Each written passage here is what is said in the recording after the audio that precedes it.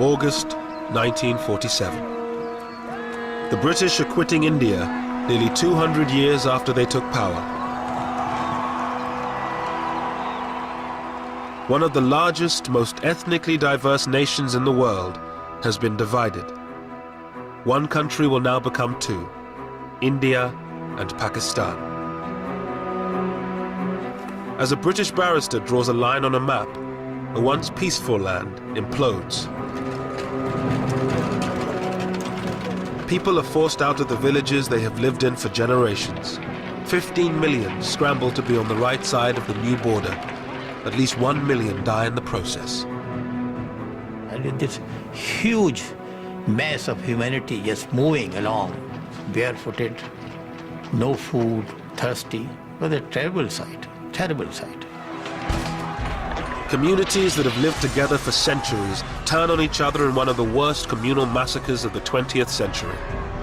It was so senseless, so utterly senseless. And yet, there's nothing you can do about it. Britain, the once great colonial power, looks on as India burns. Hindus and Muslims were in the grip of madness, lunacy.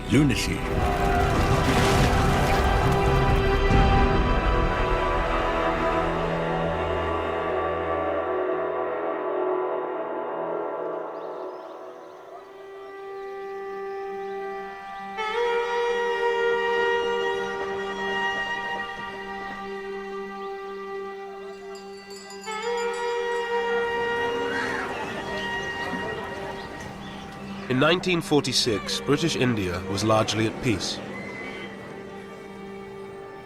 On the surface, there was communal harmony between Hindus, Muslims, and Sikhs.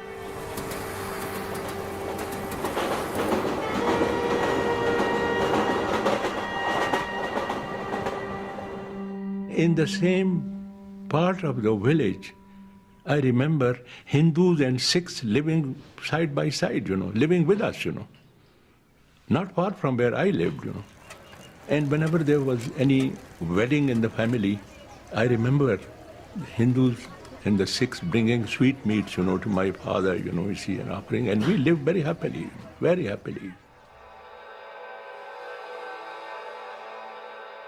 In British India, the 255 million Hindus were in a majority. India's 92 million Muslims were concentrated in the northwest and northeast of the country. The 6 million Sikhs lived mostly in the Punjab, one of the richest and most diverse provinces in India. Lahore was its ancient capital.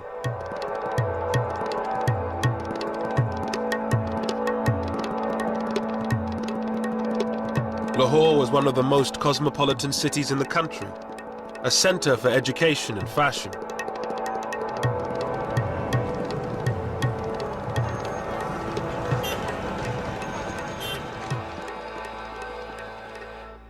Roded Khan, a Muslim, had left his village to study law and history at Lahore's Foreman Christian College.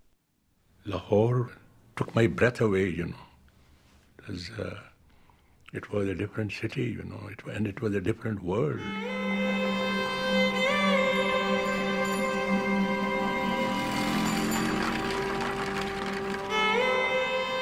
It was a very liberal, very tolerant, very progressive institution.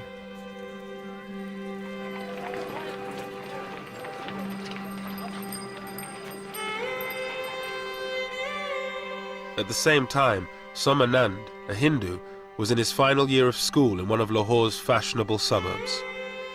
The fashions in Lahore became popular all over Punjab, not only in Punjab but in northern India.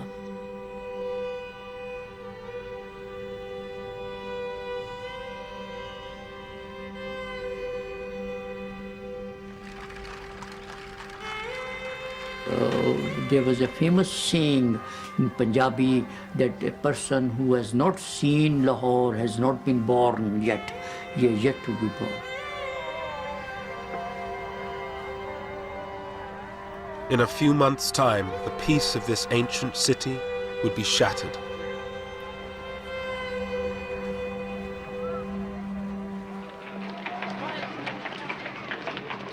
For nearly 200 years, Britain ruled over India's 380 million people. India was the centerpiece of Britain's empire, a source of money and power. For the British who were stationed there, life had changed little in decades.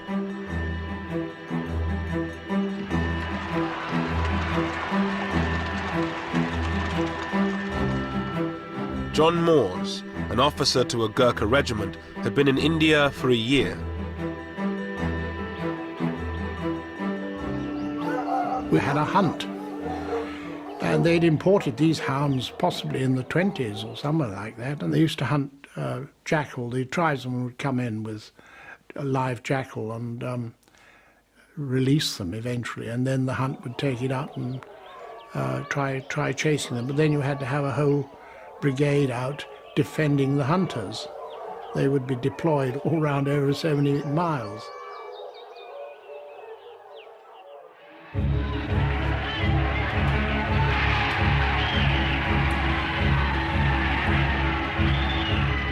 For decades, Indians had fought to rid themselves of British rule.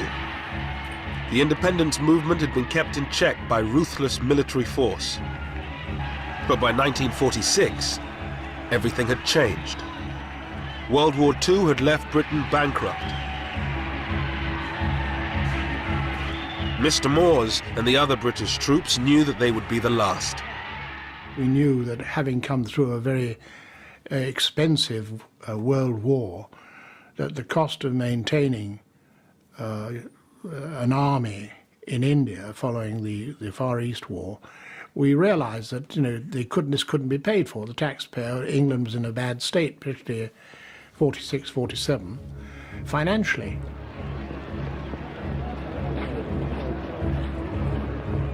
But India's independence leaders were divided over what should happen when Britain left. The Indian National Congress, under its leaders Pandit Nehru and Mahatma Gandhi, demanded a single state where all religions would live side by side. But many Muslims feared living under a Hindu majority. Even in the middle-class homes of Lahore, ancient prejudices ran deep. At one level, they had very cordial relations. Our Muslim neighbors were very good. They helped us, we helped them. But see, Hindus had a curious inhibitions.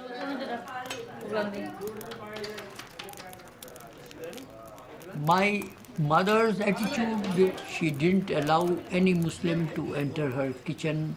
Any cooked thing from a Muslim home was not allowed to enter the kitchen. When she was eating, she would not allow her Muslim neighbors, the lady, to touch her. So such inhibitions and customs, they kept us apart. In Lahore's old city, Muslims were forbidden from drinking from the same taps as Hindus. Zahur Uddin, a Muslim, was a champion wrestler from the old city.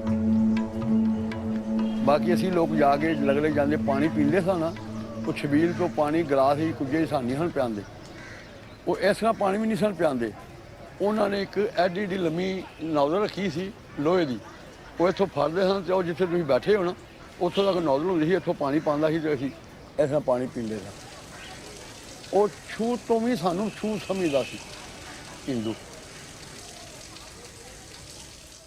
The Muslims were not getting enough jobs, education, they were not so educated. They envied Hindus who had the best of jobs, and they always wanted. That's why the slogan of a Muslim homeland became very popular among the Muslims.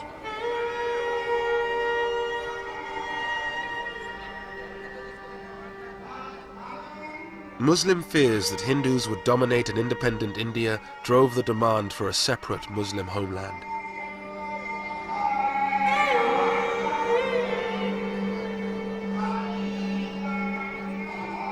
It was championed principally by one man, a 70-year-old British-educated barrister, Muhammad Ali Jinnah. His Muslim League demanded the division of India into two, one country for the Hindus and Sikhs and another for the Muslims. Once the British leave, and there will be a democratic form of government, you see, But in a democratic form of government, the Hindus will always be in a majority, and the Muslim will always be in a minority. We have no chance. Our minority will never be transformed into a majority, and the Hindu majority will always remain a permanent majority. Therefore, we have no chance. Pandit Nehru, the leader of Congress, toured the country arguing the case for a united India. The whole idea that India should be divided was based on a fantastic notion that religion constitutes nationality. Nayantara Sehgal lived with her uncle, Pandit Nehru. While I was growing up, the entire national movement, which had cut across religion, region, caste, class, sex, it had been a truly unifying experience. So for a person like me, it was an absurd idea that India should be divided. It made no sense of any kind.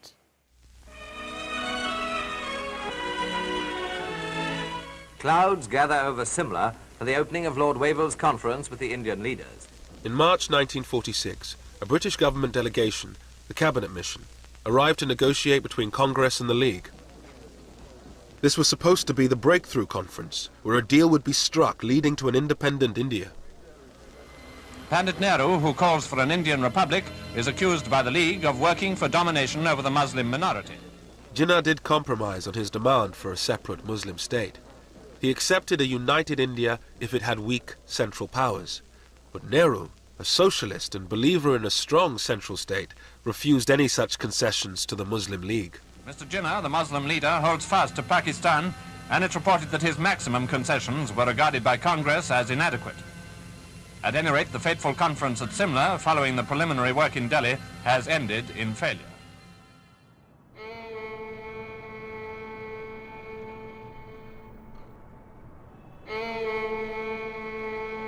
Calcutta, a stronghold of the Muslim League, August the 16th, 1946.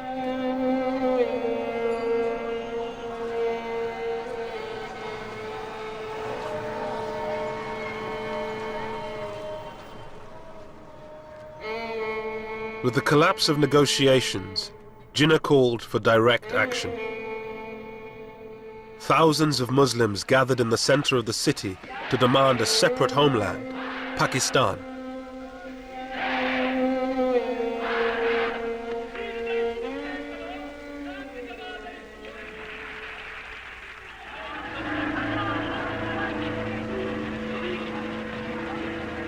As the crowds dispersed, the more radical elements headed for the Hindu parts of the city.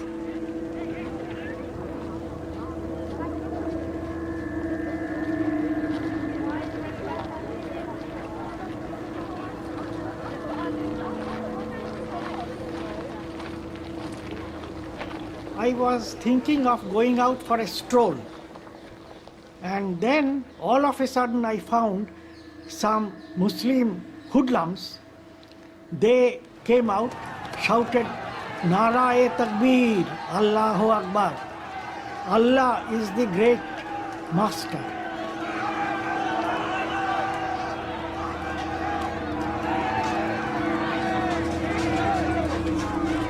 Local gangsters hijacked the demonstration. They whipped up the mob, and it turned violent. Then I found that a neighbor who had come out to see what was happening, his head was cracked and lay bleeding. So I thought that going out would be absolutely foolhardy. Then these boys, they started hitting the doors, and they said that we will not spare any Hindu.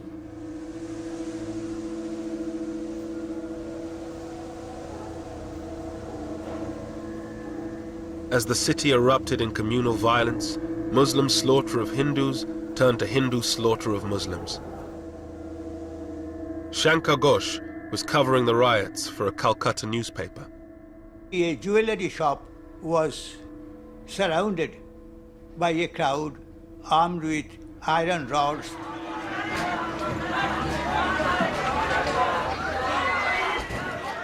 An elderly employee, he was already half dead in fear. He came with his folded hands like this. But this furious mob, they had no time to hear what he wanted to say. So I think a boy of 14 or 15 just pulled his leg as he came out, and the man fell down. And someone hit him on the head with an iron rod. I think that one blow had finished him.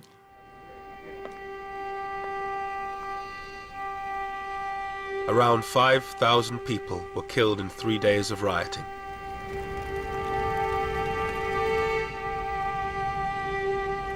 But the British, with one eye on leaving India and fearful of being overrun, ordered the troops to stay in their barracks until it was too late.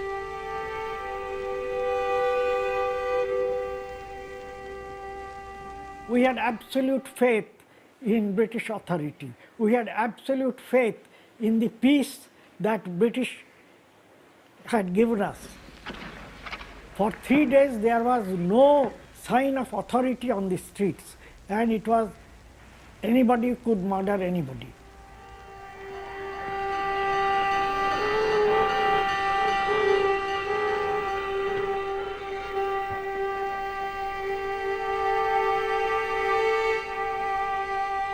The Calcutta killings shattered the hope of the British that they could get out of India quietly and peacefully. With religious hatred and suspicion growing, the dream of a united India seemed to be falling apart. Pran Chopra was a young reporter for All India Radio at the time of the riots. Until then, there was still a possibility that there could be an undivided India. That impression evaporated in the heat of what came to be known as the Great Calcutta Killings. Once that impact spread through the rest of the country, the hope that India could remain undivided began to vanish. After Calcutta, the violence spread. In Bihar, Hindus largely massacred Muslims. In Noakhali, in Bengal, it was Hindus who were mostly under attack. With British power waning, India was in danger of falling apart in the chaos of communal violence. One man thought he could bring the country together and maintain the dream of a united India: Mahatma Gandhi. Ashoka Gupta was one of Gandhi's disciples. After the riots, Gandhiji's attitude was that we are same people, born in the same country, brought up in the same country. We have believed in the community living. Whether you follow this faith or that faith, it doesn't matter. It's the humanity which concerns.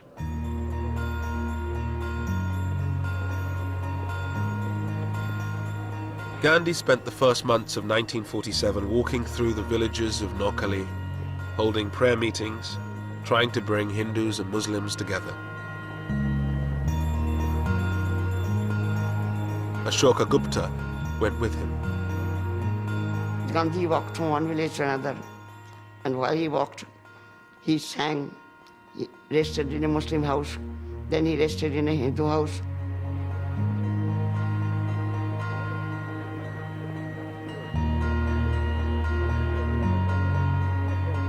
But the great pacifist and campaigner for independence was hardly the unifying figure he wanted to be. Gradually, the prayer meetings, the non-Hindus were absent. Shankar Ghosh reported the story for his Calcutta newspaper. The Muslims were not keen to come to him, were not keen to listen to him.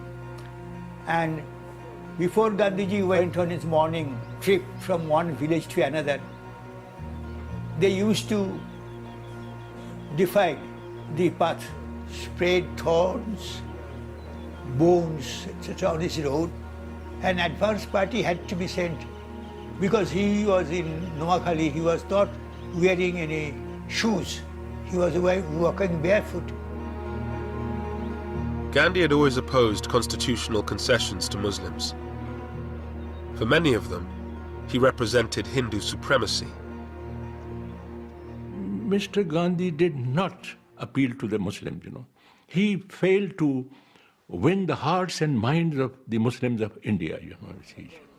The way he used to talk about politics and his language, it was foreign. It did not appeal to Muslims at all, you know. But he used to be practically, you know, naked. He used to have one arm on the shoulder of one girl, and he should have another arm on the shoulder of another. And the Hindus thought he was a saint, you know. Gandhi's dream of a united India seemed to be collapsing. He was a sad man. I think nobody was listening to him. He was considered to be an incorrigible idealist who has no connection with reality.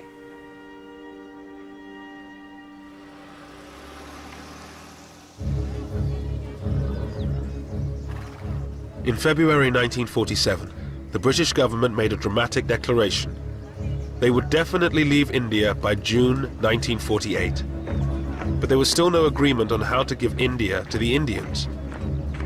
With chaos spreading, they decided on a radical solution: to appoint a new viceroy.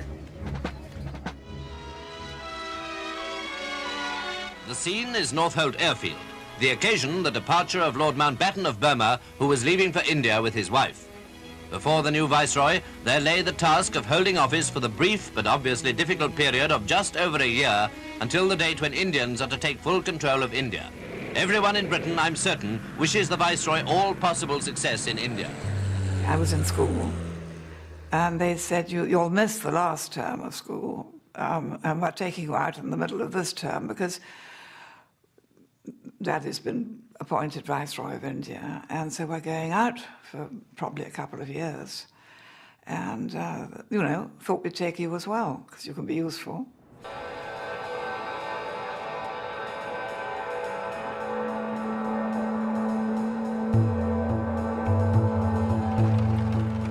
In March 1947, Mountbatten arrived in India.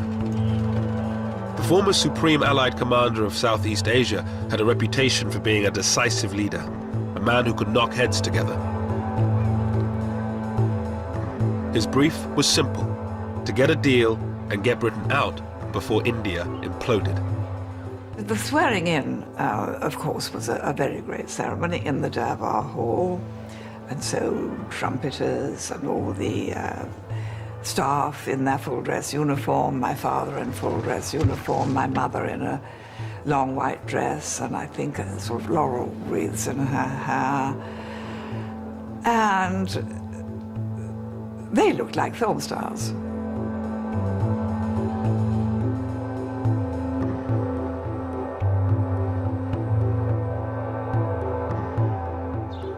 The Viceroy, his wife Edwina the Vicereine, and their daughter Pamela moved into Viceroy's house in New Delhi with its staff of 5,000.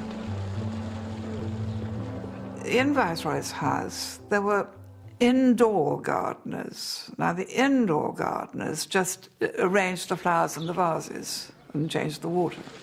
And there were 25 of them as indoor gardeners. There was one man who spent his entire time with a seal that bore the British crown, stamping the butter pads. And there was another unfortunate man known as the chicken plucker, who did nothing else. So the scale was so amazing.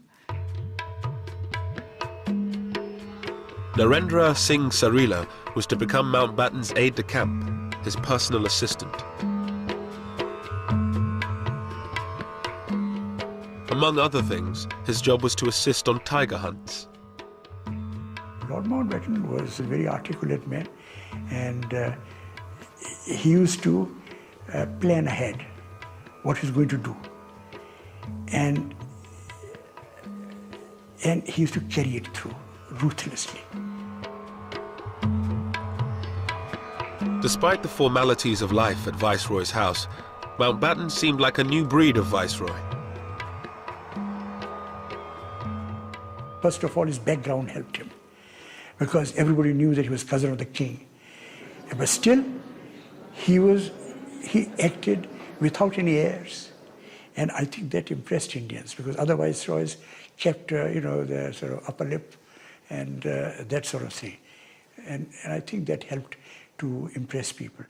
Well, the first thing that was different with my father and mother was that when they were entertaining, I mean, they were in India, they invited Indians, which had never happened before. I mean, yes, of course, Indian princes were entertained, but the ordinary Indian ministers and lawyers and doctors or whoever had never been invited, so that was quite a new thing. On the personal level, Dickie was a very charming, very handsome, very lovable person who met one very informally, and when one was very young and rather nervous in front of important people, he could put one at one's ease. He was awfully sweet.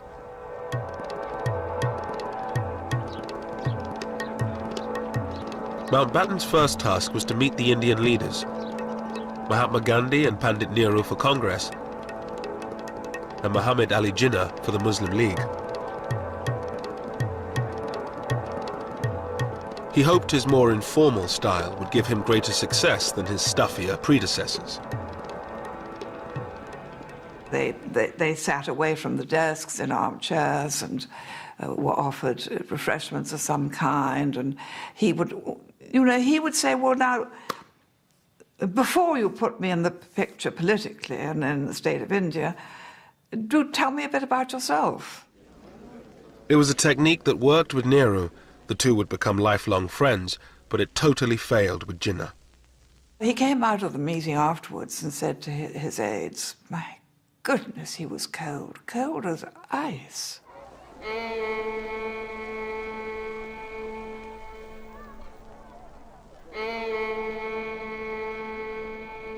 There were now constant negotiations.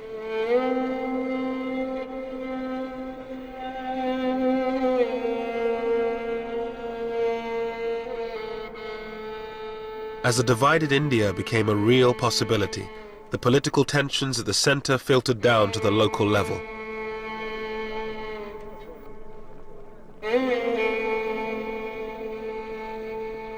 The Punjab was worst affected. The province was one of the wealthiest in India. Hindus, Muslims, and Sikhs all claimed it as their own.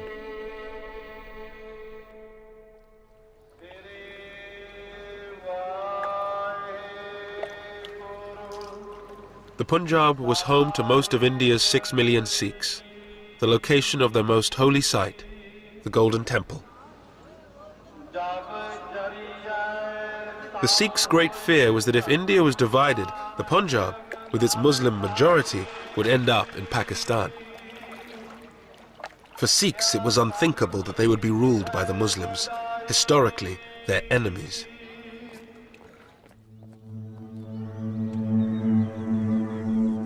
In many villages of the Punjab, communal harmony began to break down.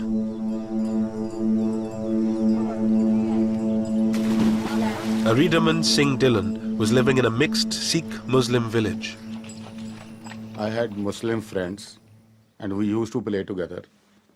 And there was nobody from our families put any obstacles between us. But when the strife began, then I was prohibited from going out with my Muslim friends. But we would sneak away and often will get caught and scolded. My grandfather, he noticed us going about playing around in the fields. We tried to hide, But ultimately he found out and I was giving a good thrashing and scolded.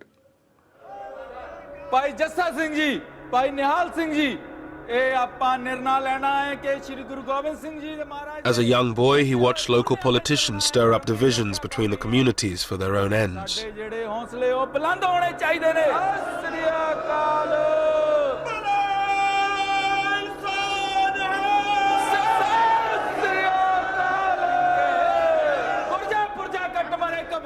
They have to whip up the sentiments of the people, and the easiest way to whip up the sentiments of the people are to tell them that their religion is in danger, that is their community is in danger. What else would they tell? To hoodwink people, to get votes out of them, to get support out of them. The people had to be hoodwinked, and politicians do this.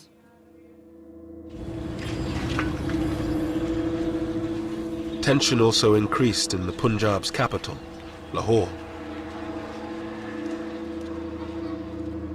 Student Somanand always had a lot of Muslim friends. They now refused to talk to him. A class fellow of mine raised the Congress flag on the school building. The Muslims were very furious. Why? They also raised their Muslim League flag on the school building. So the tension increased. The distrust was already there under the surface. It was there for centuries, but now it came above the surface. John Moores and his band of Gurkhas were now sent to Lahore to help the local police keep the peace. We arrived in Lahore around about the 23rd of April.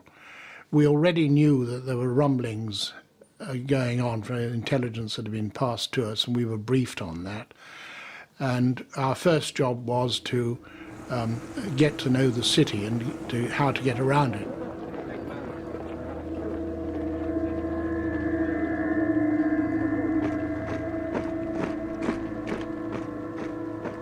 We had orders that we were to stay armed, and you'd have to go to a dance or have dinner out somewhere with a 845 revolver strapped on, because there was already talk about people having reprisals.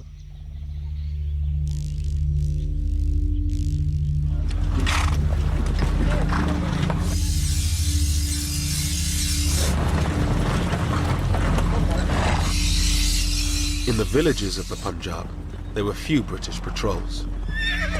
The Sikhs began forming jathas, armed bands. Many Sikhs had served in the British Army during the war and still had their weapons.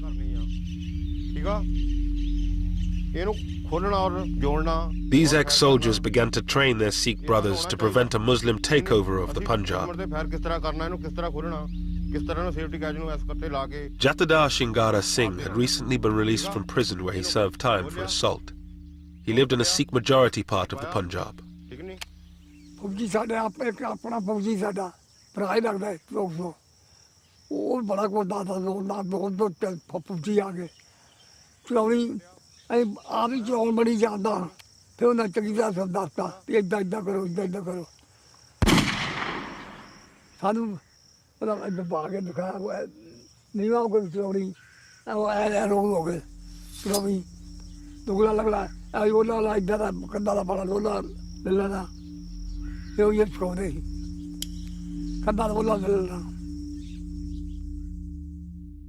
number of Muslims from the village had come down to see my grandfather and told him that they have heard rumors that certain people are getting together in adjoining villages to attack our village and other villages to kill the Muslims.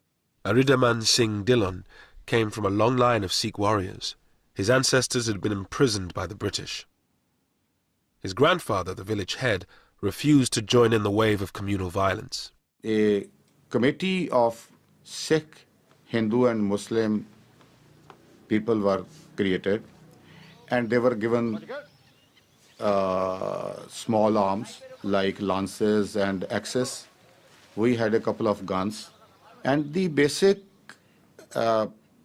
reason for doing this was to guard their own village against the people coming to loot the Muslims of that village and to guard their Muslim friends. And every night they would hold the patrolling throughout the village to guard the village and the Muslims.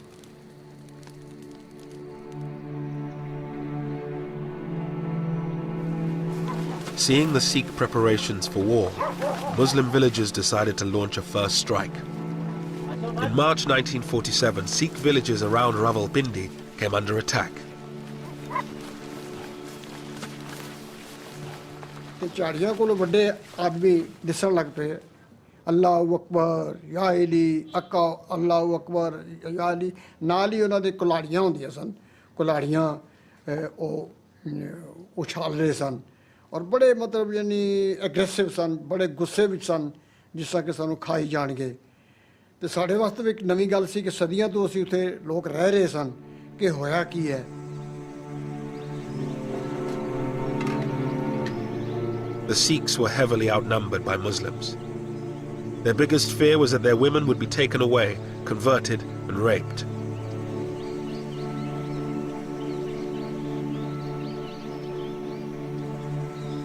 ਇੱਕ ਮੁਸਲਮਾਨ ਸੀ ਗੁਲਾਮ ਰਸੂਲ ਉਹਦਾ ਨਾਂ ਸੀ ਉਸਨੇ ਇੱਕ ਲੜਕੀ ਦੀ demand ਕੀਤੀ ਕਿ ਇੱਕ ਲੜਕੀ ਮੈਨੂੰ ਦੇ ਦਿਓ ਤੇ ਅਸੀਂ ਸਾਰੇ ਲੋਕਾਂ ਨੂੰ ਉਹ ਬਦਮਾਸ਼ ਟਾਈਪ ਦਾ ਆਦਮੀ ਸੀ ਔਰ ਅਸੀਂ ਸਾਰੇ ਲੋਕਾਂ ਨੂੰ ਇੱਥੋਂ ਹਟਾ ਦੇਵਾਂਗੇ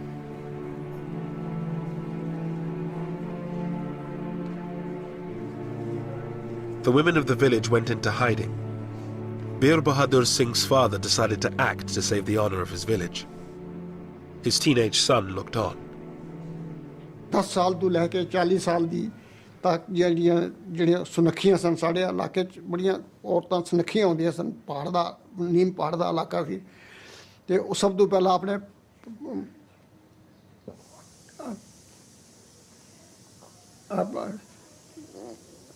थोड़ा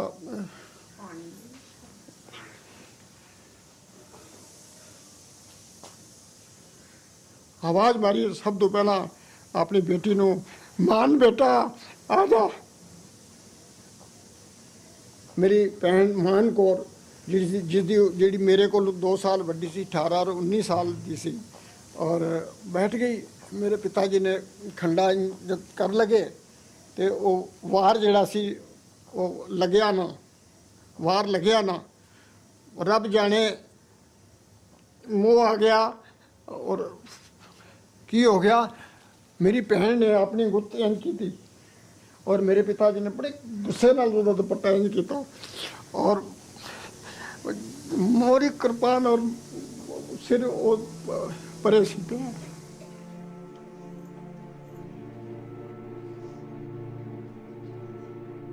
ਉਹ ਦੋਏ ਚਾਚਾ ਭਤੀਜਾ ਨੇ ਮੇਰੇ ਇੱਕ ਹੋਰ ਤਾਇਆ ਜੀ ਵੀ ਉੱਪਰ ਸਨ ਜਿਨ੍ਹਾਂ ਦਾ ਕਾਫੀ ਵੱਡਾ ਸਰੀਰ ਸੀ ਉਹਨਾਂ ਸਾਰਿਆਂ ਨੇ ਕੱਟਣਾ ਸ਼ੁਰੂ ਕੀਤਾ ਖਟ ਖਟ ਖਟ ਦੀ ਆਵਾਜ਼ ਆਉਣ ਸੀ ਮੈਂ ਯਕੀਨ ਜਾਣ ਕੇ ਜਾਣਾ 60 ਸਾਲ ਮੈਨੂੰ ਅੱਜ ਦੀ ਯਾਦ ਹੈ ਕਿਸੇ ਨੇ ਹਾਈ ਨਹੀਂ ਕੀਤੀ ਬਸ ਵਾਹਿਗੁਰੂ ਦੀ ਆਵਾਜ਼ ਆਉਂਦੀ ਰਹੀ ਹੈ ਕਿਸੇ ਨੇ ਹਾਈ ਨਹੀਂ ਕੀਤੀ ਕੋਈ ਨੱਸੀ ਨਹੀਂ ਕਿਸੇ ਨੇ ਰੋਲਾ ਨਹੀਂ ਪਾਇਆ Such scenes were repeated throughout the Western Punjab in March and April 1947.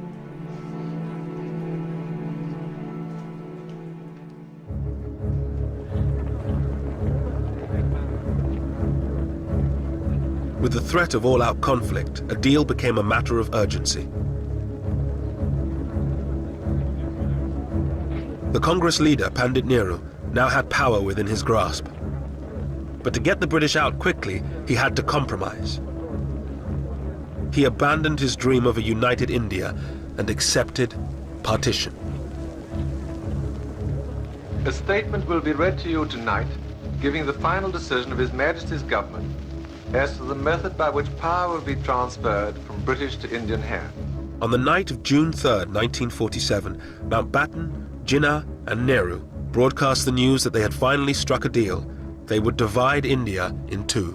I must honestly appeal to every community, and particularly to Muslim India, to maintain peace and order. I couldn't believe it. I couldn't believe it. It was like a dream come true, you know. mighty forces are at work in the world today and in India, and I have no doubt that we are ushering in a period of greatness for India. I remember I heaved a sigh of relief that there was partition, because we did not want to live with the Muslims anymore. But there can be no question of coercing any large areas in which one community has a majority to live against their will under a government in which another community has a majority. The partition deal involved giving those provinces with a Muslim majority to Pakistan and those with a Hindu one to India. But Mountbatten and Nehru insisted that the Punjab and Bengal would be treated differently despite their Muslim majorities. Jinnah was forced to accept that both these provinces would be cut in half and divided between India and Pakistan.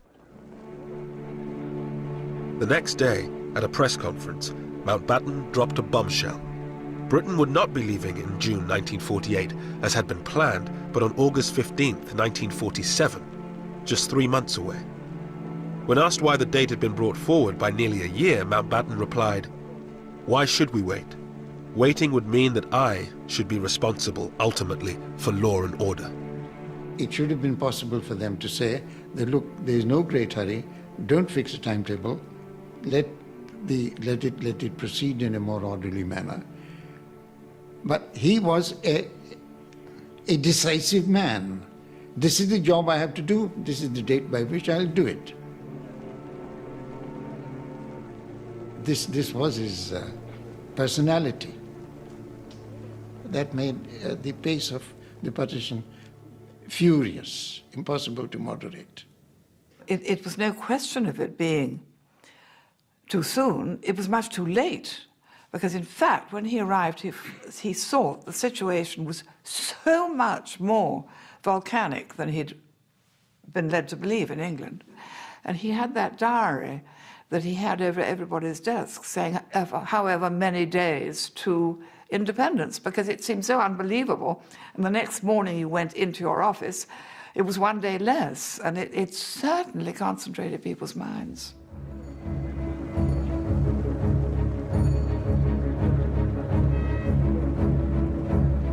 But with 3 months to go, no decision had been made on one crucial matter: where the border between Pakistan and India would lie. A new boundary had to be urgently drawn up. The man chosen for the task had never been east of Paris, British barrister Sir Cyril Radcliffe. Cyril Radcliffe was a very remarkable man. It was not just the quality of his mind, though that was formidable, perhaps the most formidable I ever encountered, I think. He had this unerring gift for going to the heart of anything he was discussing. He came very clearly to a rational conclusion. He was a very rational man. On July 8th, Radcliffe arrived in India. He moved into a bungalow on the Viceroy's estate. With partition only 36 days away, he met Mountbatten. The brilliant and serious barrister did not quite hit it off with the flamboyant Viceroy. I think he thought that he was a vain man, and not a man whose judgment was totally to be relied upon. But he didn't dislike him, and I think he respected the fact that Mountbatten was the last Viceroy and doing the best he could with a very difficult remit. Could you get me the figures, please, for the Gurdaspur district? I believe I'm right in saying that there is a narrow Muslim majority, but not a substantial one. Yes, sir. It's 50.6%. 50.6. With his private secretary, Christopher Beaumont, Radcliffe began his work. His toughest job would be in the Punjab and Bengal, which were being divided in two. Radcliffe was being asked to draw a line through the middle of both provinces. In doing so, he would look at which religion was in a majority in each individual district, but he would also take into account other factors, such as the connection of railways, canals, and irrigation channels. In the streets of its great capital, Lahore, there was uncertainty over which side of the city the border would fall.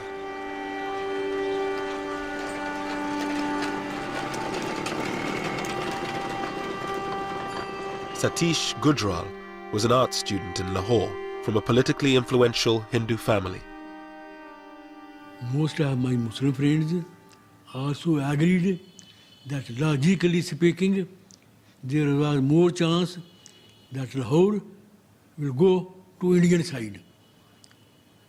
Because seeing everything belongs to Hindus. Education, money, banks, insurance, buildings.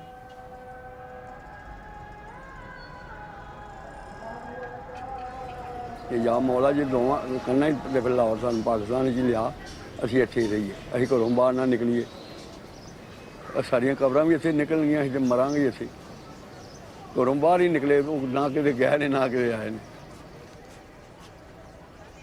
On the quayside at Bombay, Viscount Mountbatten bids bon voyage to 1,500 British soldiers. With tension increasing, the British government decided this was the moment to bring most of the remaining troops home. 50,000 more.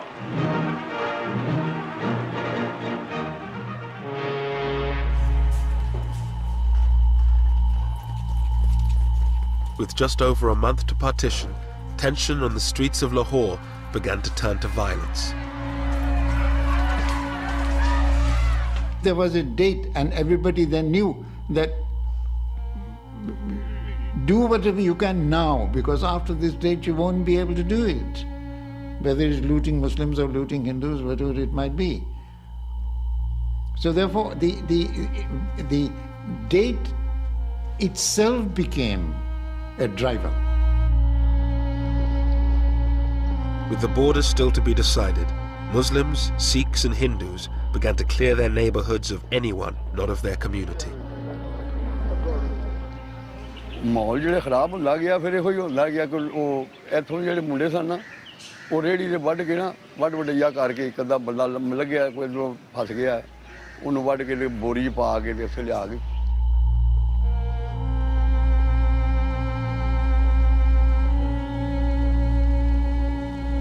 होगा सी उत्थे लिया के ते ओनू साड़दे सन ये मुंडे मुसलमान जेह्ड़े ऐसे एरिए जित्थे जित्थे मुसलमान हैगे सन उदों हालात इस तरह इहो जिहा रोई कतकत होया मार दित्ता साड़ दित्ता ਇਹ ਪੁੱਛੀ ਹੋ ਜਾਂਦੀ. Despite violence erupting around the Punjab, the British presence was now minimal. John Moores and his small group of Gurkhas did what they could in Lahore. You try to get in there quickly and say, well, what's happened with the police? And they say, well, this shop's been set on fire. And then the next thing which upped it would be someone would be killed or burnt. And so then you get a reprisal from the other side, then picking on somebody else. And gradually, this is how it escalated. It was like a bushfire. And it was difficult to control. As Lahore tore itself apart, Mountbatten had other problems to solve. Partition was just a few weeks away, but the future of large parts of India had yet to be decided, that of the princely states.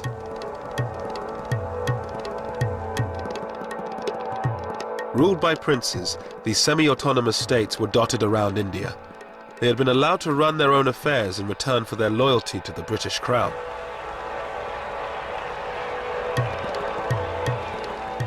The princes assumed the British would allow them to decide their own fate after they left.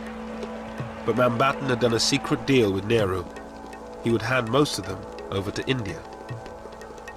Narendra Singh Sarila, then a young prince, attended the meeting where Mountbatten announced their future. In July 47, my father said that the last Chamber of Princes meeting is going to take place in Delhi, in which Mountbatten will address the princes. It is an important meeting. You go, you deputize for me. You know, he was trying to build me up. On July 25th, the princes gathered to hear what Mountbatten was offering them.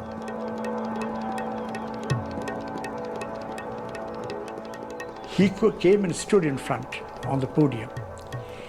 And I remember that he looked left and right while pictures were taken. It was perfect showmanship.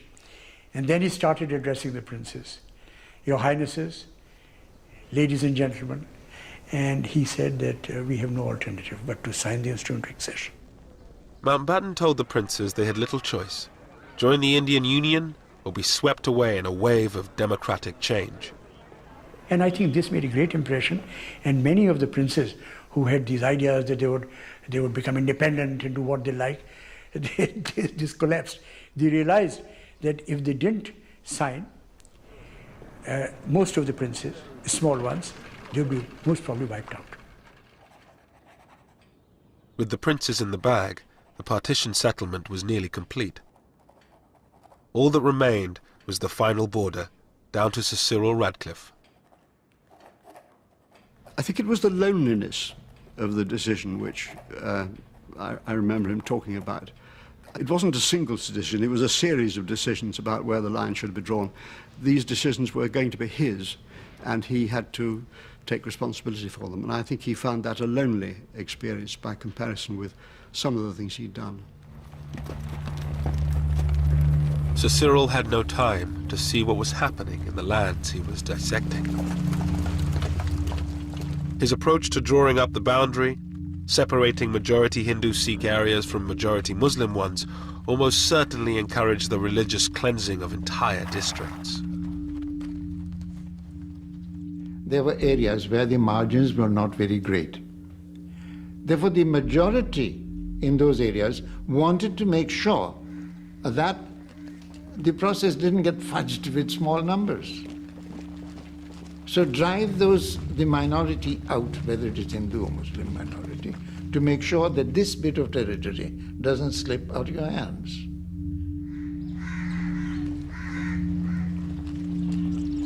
Mayhem now ensued in the villages of the Punjab. A few individuals took a stand. Dylan's grandfather was threatened for trying to protect his Muslim neighbors. Some people had often sent messages to my grandfather that people who were going about looting and killing Muslims, they wanted to eliminate our family because we were putting an obstacle in their way. But my grandfather would not be deterred. He would not be afraid. He was that way.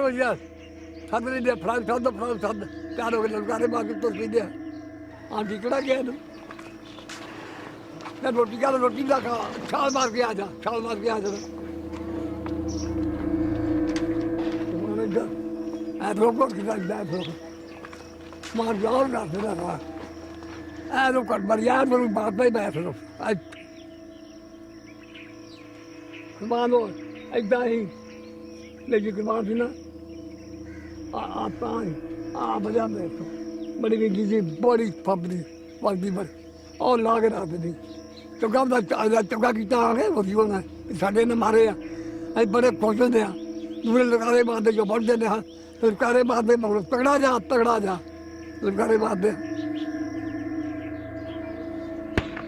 ये जिन्हें बिंदु गलत होगा ना मैं कामयाब बहुत कामयाब था मैं ज़्यादा मन्ने तो नहीं मैं और एक तरह मैंने कोई बंदा कला लोग जो फोड़ते हैं गला कर दिया बुढ़ा से गला कर दिया कितने एक दिन में था मैं जल्दी खेल नहीं सकता मैं जड़ा ला उधर काबू नहीं करता रहा.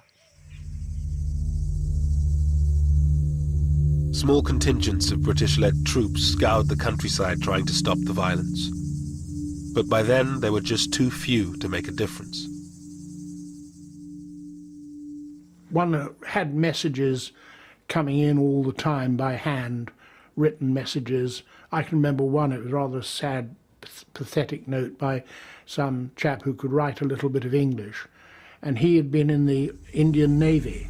And on a scrap of paper, this came in one day saying, I'm home on leave at this particular village. And my name is so-and-so, my number is so-and-so, please can you come and help us, we are going to be attacked. But by the time we located the village, we got there and the village had been attacked and I couldn't find this man, a lot of people were killed. So it was that sort of message, it was sad, you know, people desperate for help and knew where we were. But when I say we were only 100 people. I mean, the whole area was something like, what, 50,000 square miles? One village I went into where we knew there was something afoot. I hadn't been told to go there. I was coming back at the end of a patrol and I saw vultures circling, and so that was usually a pretty good indicator. And got into the village, and sure enough it had been completely decimated. The well was full of bodies. One woman had been pregnant and she'd been carved open completely, and breasts had been cut off, and awful atrocities. ਉਹ ਸਾਨੂੰ ਉਹ ਗੱਲ ਨਹੀਂ ਨਾ ਮੈਂ ਲੱਗਣ ਦਿੰਦੀ ਸੀ ਸਾਡੇ ਬਾਰੇ ਜਦੋਂ ਸਾਡੇ ਬੰਦੇ ਆਏ ਨਾ ਉਹ ਤਾਂ ਇੱਦਾਂ ਸਾਨੂੰ ਮਾਰੀ ਜਾਂਦੇ ਆ ਅੱਧੇ ਜੀ ਮਾਰਦੇ ਆ ਉਹ ਨਹੀਂ ਬਾਹਰ ਲੱਗਣ ਦਿੰਦੇ ਇਹ ਚੰਗਾ ਹੁੰਦਾ ਜਰਾ ਇਹ ਚੰਗਾ ਹੁੰਦਾ ਹੈ ਜਿੰਨੇ ਬੰਦੇ ਜਿਹੜੇ ਚੰਗਾ ਹੀ ਹੈ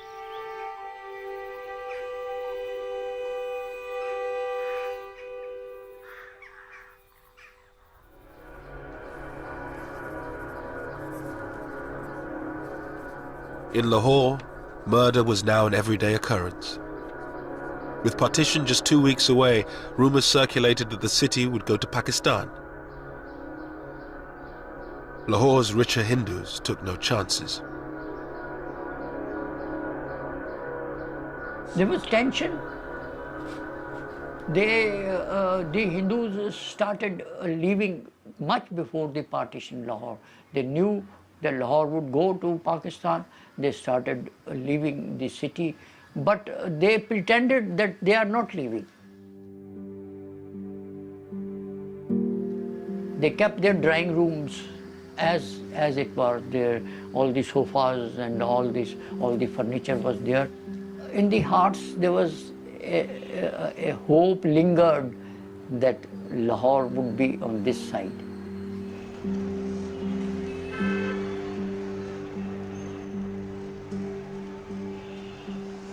ਕਈ ਜਿਹੜੇ ਮਾੜੇ ਮੋਟੇ ਸਨ ਉਹ ਜਿਹਾ ਉਹ ਤਾਲੇ ਮਾਰ ਕੇ ਵਿਚਾਰੇ ਲੁਕੇ ਰਹਿ ਕਿੱਥੇ ਜਾਈਏ ਕਿੱਥੇ ਆਈਏ ਉਹ ਲੋਕ ਹੀ ਮੋਏ ਨੇ ਜਿਹੜੇ ਸੌਖੇ ਸਨ ਉਹ ਪਹਿਲੇ ਹੀ ਨਿਕਲ ਗਏ ਸਨ ਤਾਲੇ ਮਾਰ ਕੇ ਜੰਗਲੇ ਮਾਰ ਕੇ Som's father, a bank manager in Lahore, said if they could live under the British, they could live under the Muslims. I didn't want to leave. My father also didn't want to leave. He hoped. And he said, okay, all these people who are leaving, they are fools. They'll come back tomorrow.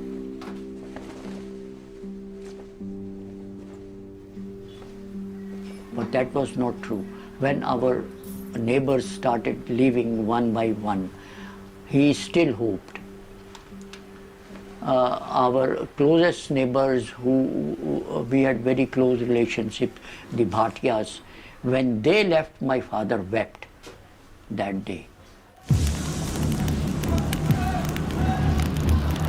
As thousands fled, Muslim gangs set fire to the Sikh and Hindu areas of the old city. The old Lahore, beautiful and historic, was in flames. At night when I used to sleep on the terrace, I could see the Hindu Shahalmi area burning 5 miles away.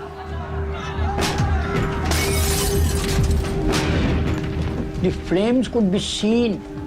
So high the flames were. Shahalmi was a thickly populated Hindu area. It was burnt down completely. And I could see 5 miles away the flames, the light, all that. And we were so terrified that night. All around my house, people were running. Children, elders, women. When I asked someone, he said, mobs are coming. and the area is on fire. Told me to run at once if you want to save your life.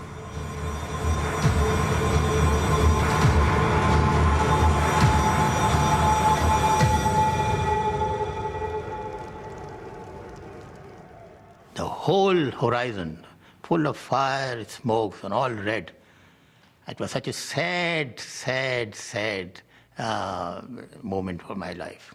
Seeing Lahore, which is such a beautiful city, it was all burning. I have done what I can in drawing the line to eliminate any avoidable cutting of railway communications and of river systems, which are... On August 9th, Radcliffe had finished drawing up the border. But Mountbatten decided to keep the new boundary a secret until after independence, so the British wouldn't be blamed for any ensuing violence. The delay prolonged the uncertainty, and some believe it increased the loss of life. Signed, Cyril Radcliffe. I never forgave him. Why he kept the decision to be announced about Lahore so late? I feel much killing could have been saved if they had announced the fate of Lahore 15 days before. On the eve of independence, Radcliffe wrote to his stepson in London. Nobody in India will love me for my award about the Punjab and Bengal, and there will be roughly 80 million people with a grievance who will begin looking for me. I do not want them to find me. I've worked and travelled and sweated. Oh, how I have sweated the whole time. Radcliffe left India 4 days later, never to return. He was deeply conscious that his rulings or his recommendations would generate controversy, conflict, and the possibility of a loss of a lot of human life. I do remember him saying that any solution, any drawing of the line would have done that.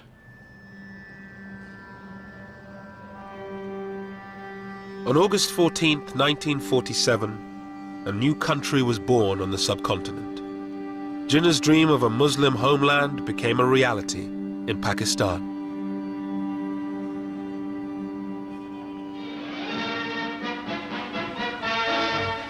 Through Karachi's streets drives the Quaid-e-Azam, Muhammad Ali Jinnah, Pakistan's first Governor-General. It's Karachi's first day of independence, and the crowds are out to greet him and Earl Mountbatten. Mountbatten was in Karachi to declare independence for the newly created state.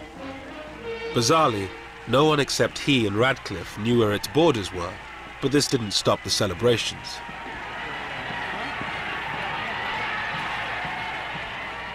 It never occurred to us that the Muslims of India will ever see the emergence of a sovereign, independent country, which they could call their own, you see.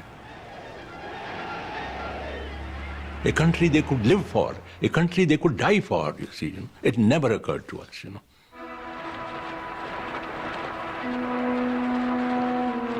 The next day, it was the turn of India to celebrate.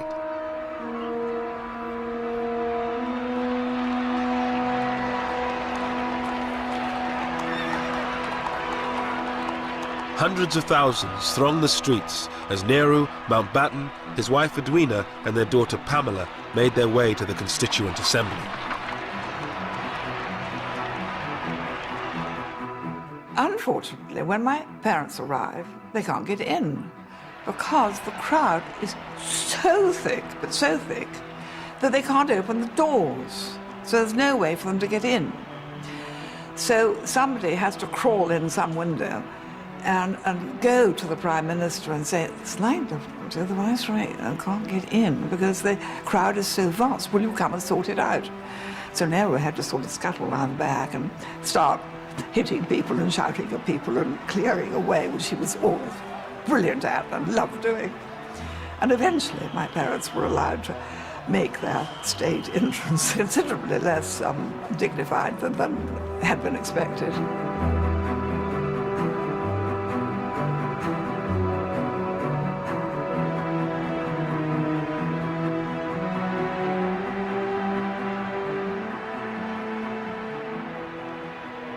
Well, you must remember that whatever the tragedy of partition, there are other aspects to it, and it was an exhilarating occasion.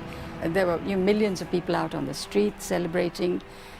For my uncle and for his colleagues, it was the realization, though not in whole but in part, of their lifelong dream, the cause to which they had given their entire lives.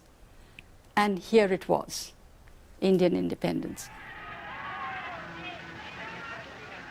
But not everyone was celebrating. Gandhi, who for decades had struggled for a united independent India, lay fasting in Calcutta. His disciple Ashoka Gupta was with him. He was a disappointed man. He was a man in distress.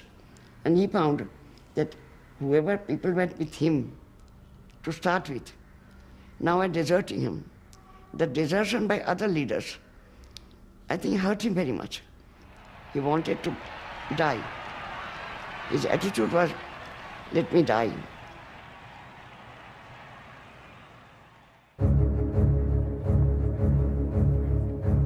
With the celebrations over, Mountbatten finally announced the new border.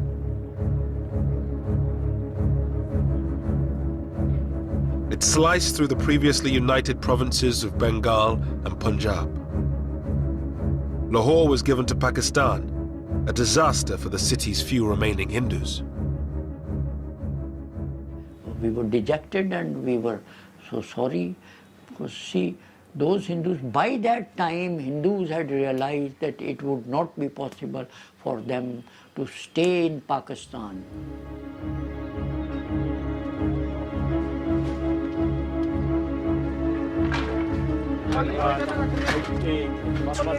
Millions of people were now on the move. Muslims who found themselves on the Indian side of the border, and Hindus and Sikhs who were on the Pakistani side.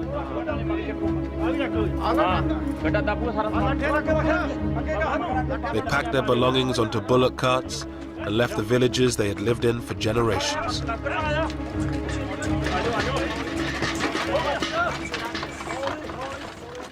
डरते हैं जी हाँ डरते हैं बहुत तो डरते हैं सब भी अजीब आजन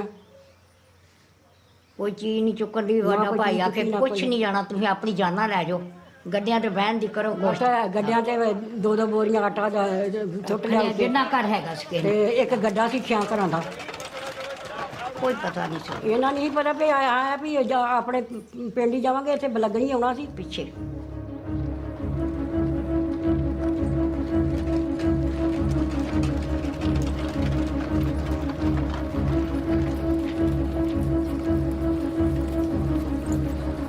The refugees formed human caravans called kafilas.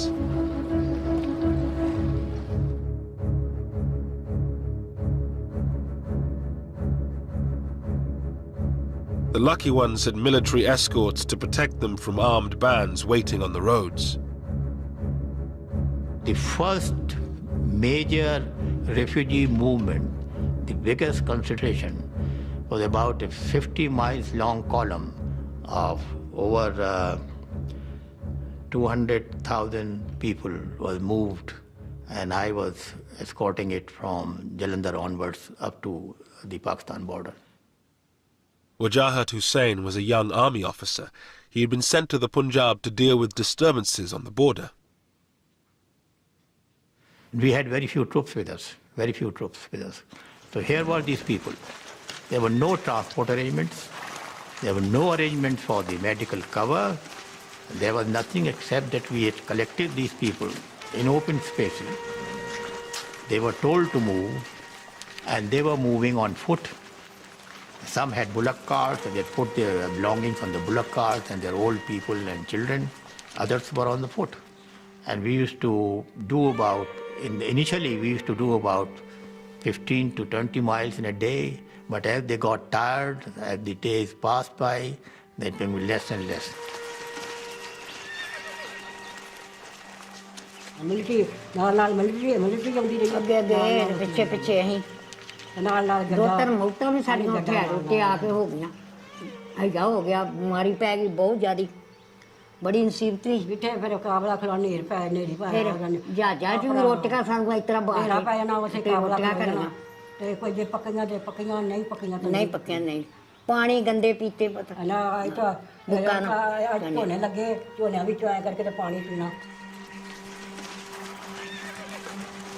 Throughout August and September, the columns of refugees grew and grew, from hundreds of thousands to millions.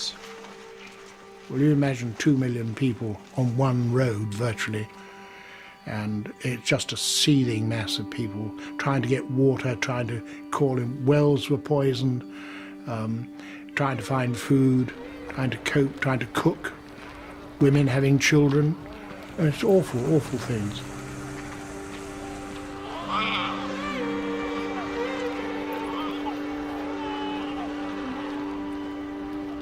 And of course they often try to stop us and to ask for help, and sometimes, if depending what we were doing, we'd stop and say, what's the matter, what do you want? And then they'd say, we know we've no food, and say, well, I'm sorry, I can't do anything for you, because that wasn't our job. We just didn't have any food to give them.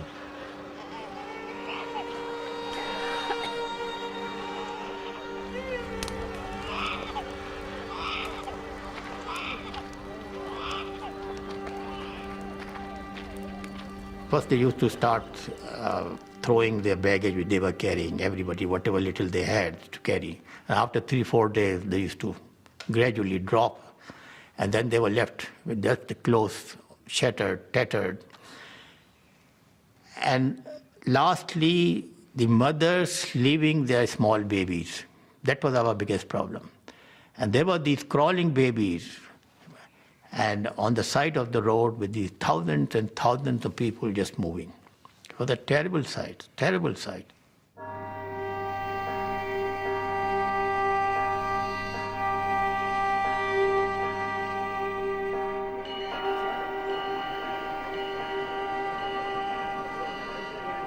Tens of thousands of people boarded special refugee trains that made their way between India and Pakistan. They were easy prey for the armed gangs that roam the countryside. It was John Moore's job to escort a trainload of Muslim refugees to Pakistan.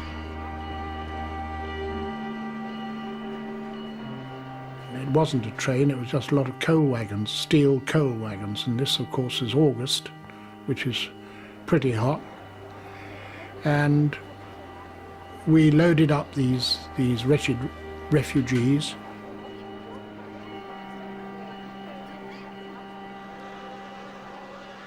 It was very distressing, and the journey from Ambala to Amritsar by train normally, you could do it in about, I suppose, 4 or 5 hours.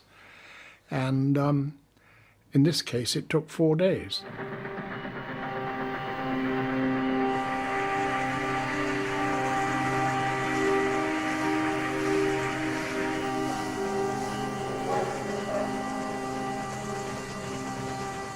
There was no water, very little water on the way. We had our own supplies of water for the 3 platoons, but we had a job to do, and we couldn't help them.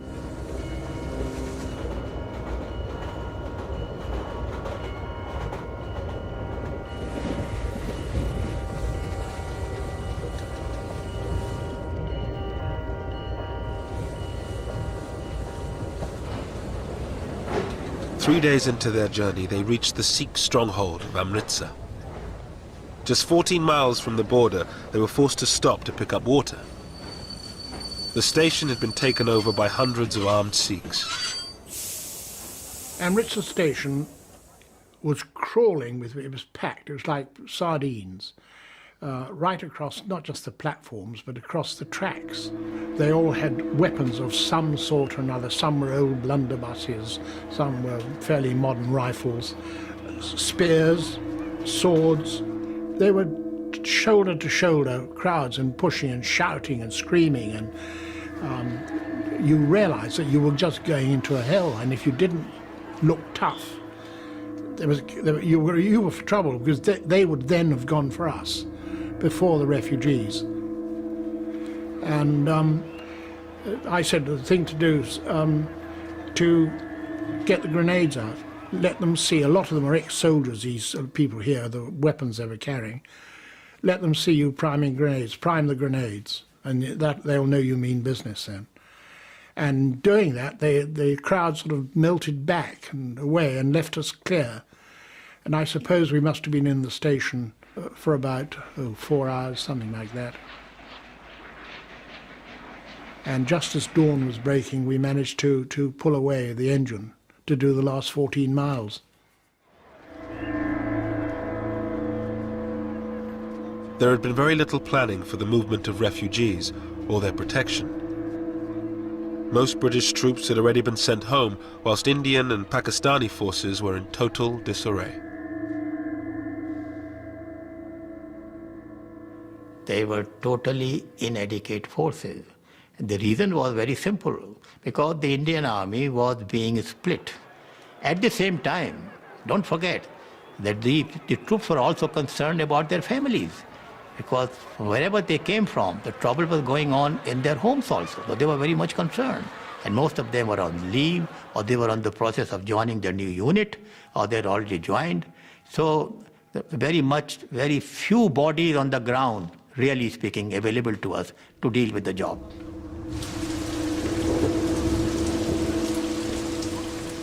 Most trains had no military escorts with inevitable consequences. John Moores was called to Ambala station to meet a train that had been attacked. This was a trainload of, 500, 600, 700 people, most of whom had been killed, slaughtered, mainly elderly people, young children, young women, and they had been attacked and slaughtered, shot. I can remember seeing a young woman with she was still alive, her head open, cut open, and you could see her brains, and knew there was nothing that we could do. We hadn't got any surgical facilities or anything like that, but it was a horrendous thing, and I still think about it very much. Art student Satish Gujral helped organize the transportation of refugees. In Amritsar, he saw the hatred partition had brought. The Muslim girls' school nearby had been raided, and all these girls had been brought out, stripped, then taken in procession to this location, where they were being systematically raped. I have recalled in my life story that when watching it, I looked at the face of those others who were attending it in search of compassion. I found none.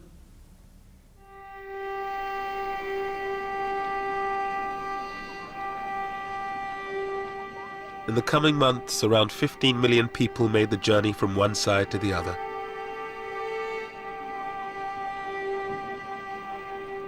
At least 1 million were dead. Thousands more lay abandoned in makeshift refugee camps, stuck on the wrong side of the border.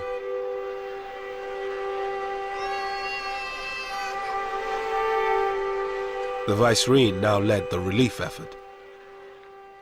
My mother was forever visiting the Punjab. She visited in 5 months. She did 70 major tours of the Punjab into the camps and trying to organize the camps, organize the hospitals, get guards on the hospitals, get food.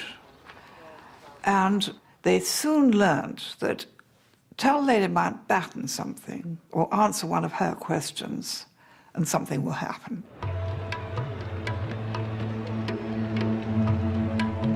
Pandit Nehru, the new Prime Minister of India, toured some of the camps with her. Finally, he came face to face with the price his people had paid for partition.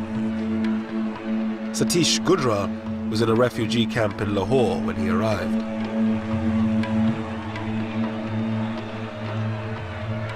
I vividly recall everything graphically.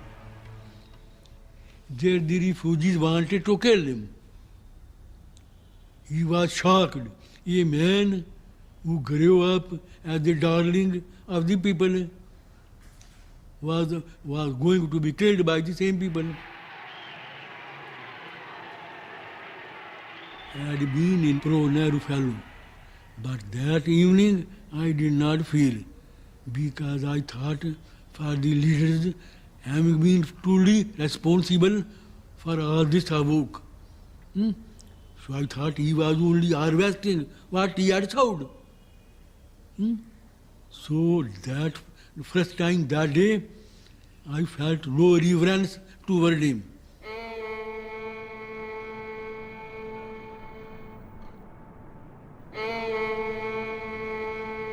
In Lahore, there were now few Hindus left.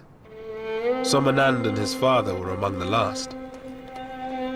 In the weeks following partition, they came under attack from Muslim gangs seeking a religiously pure Lahore. And it was free for all in the city. There was no one to check them.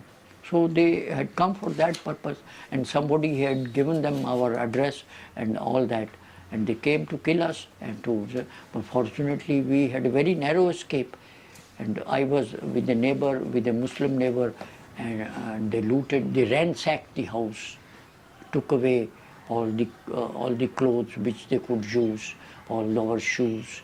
And when our Muslim neighbor raised a hue and cry, they said, "We'll shoot you if you support the Kafirs."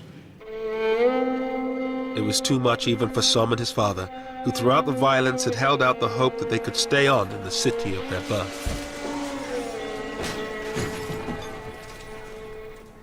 Then we decided to go to Delhi straight away. Went to the airport and came to Delhi with our 2 clothes, nothing.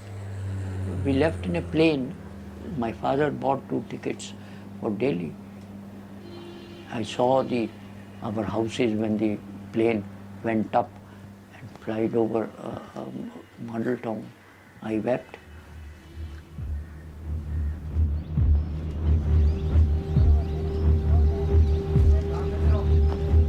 In Dillon's village, where the Muslims had been protected by his grandfather, the Indian army arrived one day and ordered the Muslims out. It was a sort of very heavy moment. There were tearful departures and farewells. The Muslims left most of their assets and properties with their neighbors, thinking that they would be able to come again to pick those things up.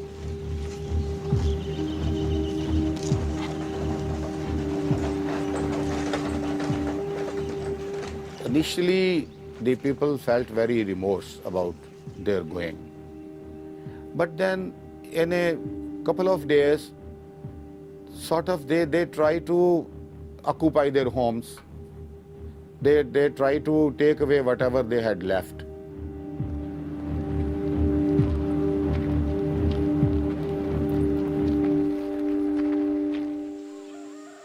In only a few months, India had been divided along religious lines. The Indian part of the Punjab was cleared of nearly all its Muslims, while Pakistan was emptied of most of its Sikhs and Hindus.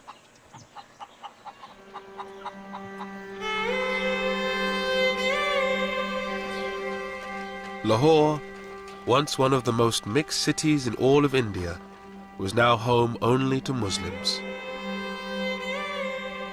Gone was the cosmopolitan Lahore. Gone was liberal, tolerant, progressive Lahore, you see.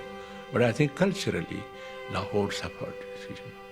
It was a great city in those days. It was a great city in those days. With the passage of time, we became more conservative, more backward, more intolerant, more pseudo-Islamic, pseudo-Islamic. I think the primary responsibility is of the Hindus who didn't treat the Muslims as their equals. That was the root cause. The Muslims and Hindus couldn't integrate despite living together for all these centuries. With the partition over, the job was done for the few British troops still left in India. John Moores returned to Britain at the end of 1947. I think the worst thing was that we couldn't stop the violence. The unnecessary cruelty is something which we didn't really know much about. Mountbatten stayed on in India until the end of 1948 as its Governor-General. He returned to his career in the Navy, becoming First Sea Lord. He was killed by an IRA bomb in 1979. The whole problem was that Mountbatten tried to do this job in too short a time. To expect a country to be partitioned, a new country to be created, and within 2 months move the portion of the government of India to Pakistan, and to move the troops to Pakistan and from Pakistan to India was a tremendous job. It cannot be done, and that's exactly what happened. Everything went out of control.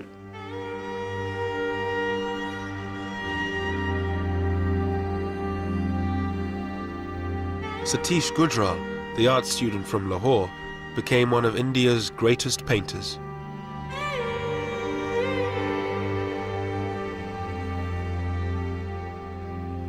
This experience sank in me so deep after partition, and began to paint without any consciously effort. This woman suffering, this brutality of man to man became my theme.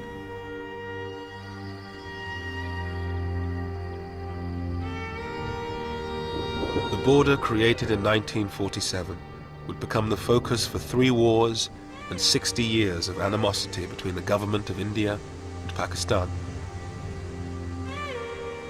But for the people of the two countries, it was the tragedy of separation that lingered on.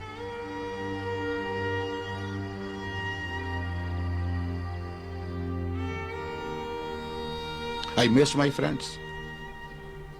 I couldn't understand why they had to go. Why were they pushed away? The only thing was that they were being pushed away. I knew they were not going happily, so I couldn't understand why. And I still think, why? What did anybody get out of it?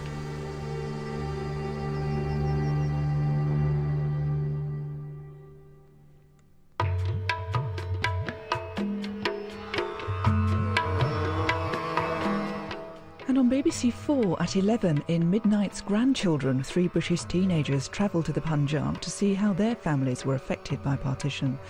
Coming next here on BBC 2 Newsnight.